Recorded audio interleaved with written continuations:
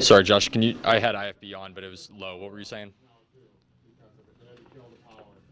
So hopefully that power comes back on soon. But oh, okay.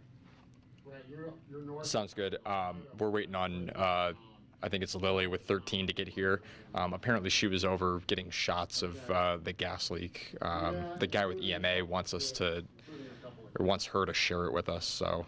If you're in Oak Harbor, if you want to go up there, I mean, you could stop in. It might be beneficial. And then when we're done here, we'll go back over there. Yeah. Okay? Yeah, that's what he said. I'm at the village council right now. We're getting ready to do a quick press brief. And then we'll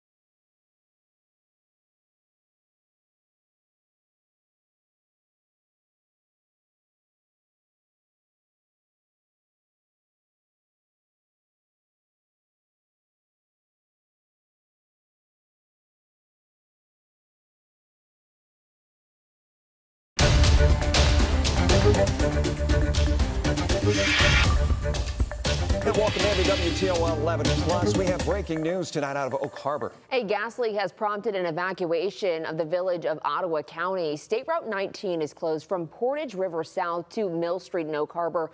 Due to the incident, no injuries have been reported. Yeah, according to the Ohio Department of Transportation, Route 19 had been scheduled to be closed to repair a gas line. That was starting Monday. Well, now the Ohio Department of Transportation says the road will be closed for at least 10 days. Shelters have been set up at the Oak Harbor Police Department and the Portage Fire Department for people who have been forced from their homes. We do want to get a check. There is a news conference expected to start here any minute in Oak Harbor. Our Chase Bachman is there covering it live, but we are expected to hear from the EMA here, right here on your screen. Fred, can you just tell us the situation as you know it right now, the situation that... Are you good to go? Yeah, I think we're good to know. Fred, the situation just as you understand it right now. Okay. So right now there's an evacuation around a high pressure gas leak, natural gas that's just south of Oak Harbor. It's a high pressure supply line that supplies the entire village of Oak Harbor. So because of that leak, the fire department and safety services have evacuated. We think it's about 129 households. And there's some associated businesses as well that are in that area. And do you guys have any sort of timeline on when this could be repaired exactly? I think we saw before that it might be a closure until April 13th. Is it?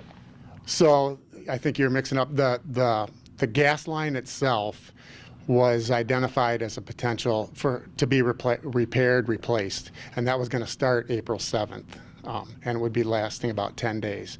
Obviously, the line didn't cooperate, and it gave out prior to that.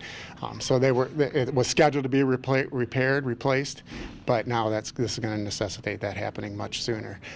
I don't know how long it will take them. My understanding is it could take them up to Saturday, Sunday timeframe to get that line repaired. We're hoping to get the gas shut off here within the next hour or two. So just to be clear, this gas line was not struck. Just kind of explain that for me.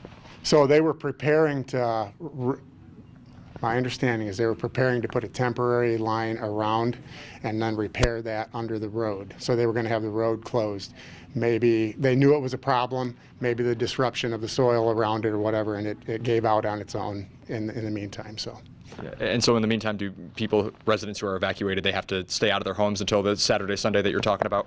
We don't think so. Once we get the gas stopped, which we think will happen here in the next hour or two, because we had a number of hurdles we had to take care of prior to shutting the gas off. They had to deal with some power issues, and they had to bring crews in that specialize in this. So they're working on that plan. I think they have the plan. They're working on executing it now. I think they have the power isolated. So that gas should be shut off and isolated very soon. Fire department will verify with their gas monitors that things are safe to return for people. We're hopeful that happens this evening at this point, and we won't have to deal with any overnight evacuees. Then the problem will be the village may not have natural gas supply until we deal with either a temporary solution or Saturday, Sunday when that line's repaired again. Can you just kind of explain the safety risk in something like this? I know people are evacuated as a precaution. Can you just explain what kind of risk people are at right now? So the primary risk associated with natural gas is explosion. So the fire hazard. So that's what the gas monitoring will tell us is there indeed a lower explosive limit that we're approaching with the gas levels. We don't anticipate we'll find that, but we're going to verify it before we let anybody back in. And can you say one more time who discovered this and how? I don't have those details, but you got some video of what it looks like. Do you mean the leak itself or previously the degraded line? I mean today, but also if you could talk about previously. Again, I don't know. I know there's been discussions with ODOT on closing the road. It was supposed to happen a few days ago and then go for about a week. That got postponed for reasons I'm not sure of. But then it was identified it was a problem. So then they needed to, I don't know if they didn't have all the resources they needed to repair it. So it got delayed, but it was supposed to start on the 7th. So it's probably accurate to say, fire department, city had known about this for a few days leading up to this event? We knew there was going to be a road closure to replace a gas line. So, yeah. And while I was out there, I saw a crane. It looked like some equipment. Has work already started to? There was some prep work being done, some equipment being taken out there, some of the line exposed on each side of the road. Did the fire department, anybody have any sort of idea how long it had kind of been leaking up to this point?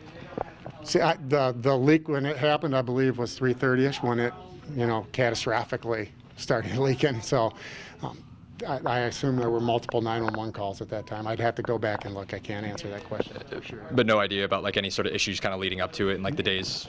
No, I don't. I'm not. TCC, the gas supplier or the owner of the line would have to answer that question. I assume they knew there was some degradation going on their normal testing that they do on the pipelines. And then from the EMA's perspective, why are you evacuating people? What's the danger? So the primary danger with the natural gas leak is explosion, fire hazard. Do you have any idea about the number of people that are at Portage Fire Department or Oak Harbor? Yeah, so the evacuees were asked if they needed assistance to go to Portage Fire District, and there were about 8 or 10 people over there. We're hopeful that we can get things rectified and get them back in their homes yet today. If that doesn't happen, what is the plan? The American Red Cross has been contacted. They're en route now to the fire station in case we need them to find a place to put them up. Likely, they would deal with them on an individual basis in a hotel type scenario for the night. One more time, how many people are affected by this So, estimated? yeah, the fire department estimated 129 households. You guys are going to go through the typical channels, I would imagine, to let people know that it's safe to go back home. Facebook, the ODOT, all the the ways that you guys were notifying people. Yes, yeah, we've been talking about that plan of how we let people know they can come back in and making sure that's done in an orderly fashion. Okay. Yeah, anything else you'd like to mention to Hey. people who may be watching? No, all's good. Do you have another question? Any other idea about blackouts? I know we had the city hall So here. yeah, that's a good point. We did talk about the power outages that needed to be done to safely shut that line down. My understanding is the Toledo Edison line, when they had shut it down here just 15, 20 minutes ago, that it might have taken out up to 3,000 customers. Again, we hope that only lasts an hour or two, but that's going to depend on how quickly they can purge that line. Any idea about school closing, anything tomorrow? That'd be I do not. We haven't had those discussions yet. Okay?